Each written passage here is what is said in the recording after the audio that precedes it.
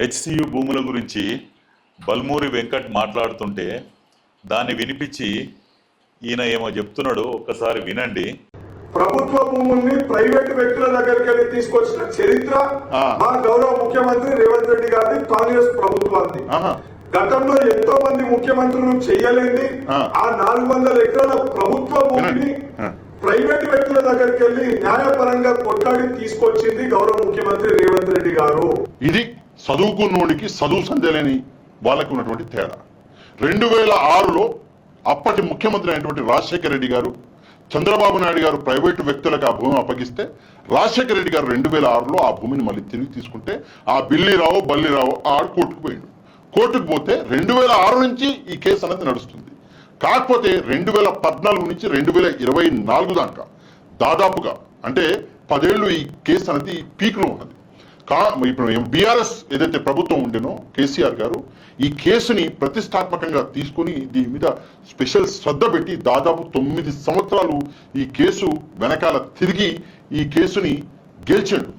కాకపోతే దరిద్రం ఏంటంటే ఆ కేసు రిజల్ట్ రావడానికి ముందు, వర్డిక్ట్ రావడానికి ముందు ప్రభుత్వం మారింది. అంటే రిజల్ట్ వచ్చే ముందే ప్రభుత్వం మారిందంట. సిగ్గుండాలి చెప్తాందుకు. రిజల్ట్ మరి వచ్చినాక ఇన్ని రోజులకు ఇప్పుడు వచ్చింది కదా, దాదాపు వచ్చి సంవత్సరాన్నర అయినాక రిజల్ట్ వచ్చింది. రిజల్ట్ వచ్చే ముందు అంటే ఎమ్మటే రావాల్సిండే కాంగ్రెస్ ప్రభుత్వం రాగానే. మరి వీళ్ళెందుకు లాయర్లను పెట్టి సుప్రీంకోర్టు దాకా పోయారు? మరి డైరెక్ట్ రిజల్టే వస్తుండే కదా. ఇగో ఇట్లాంటి దొంగలు ఈ బీఆర్ఎస్ పేడ్ బ్యాచ్ ఇది ఇట్లా ప్రచారం చేస్తుంటారు అన్నట్టు. వాళ్ళకు అసలు సోయే లేదు. ఆ 400 ఎకరాల ప్రభుత్వ భూమి ఉన్నదన్నది ప్రజలకు తెలవకుండా ఉండాలి. ప్రజలకు ఏ మాత్రం కూడా తెలవకుండా ఉంచిర్రు. ఆ బిల్లీరావు ఎవరు? ఈయన భుజాల మీద చేతులు వేసుకొని తిరుగుతున్నారు. కేటీఆర్, బిల్లీరావు ఏం చేసిరంటే ఆ కేసుని అట్లనే నీరుగార్చి మళ్ళీ అధికారంలోకి వస్తే ఆ 400 ఎకరాలు మింగుదాం.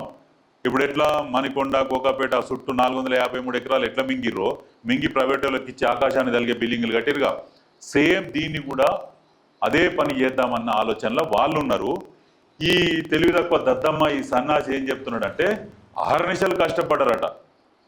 మరి అప్పుడు ఎందుకు ఈకో పార్క్ చేస్తాం, ఇది కోట్ల ఉన్నది, కొట్లాడుతున్నాము చేస్తామని అప్పుడు ఎందుకు అనౌన్స్ చేయలే? మింగుదామని. ఈ బురద కోనికి తెలియదు ఏంటంటే పైసలు మూటి ఇయ్యంగానే ఇక వాళ్ళకు జైలు కొడుతున్నట్టు. ఇట్లాంటి వాళ్ళని పెట్టుకొని బీఆర్ఎస్ రాజకీయం చేస్తున్నది.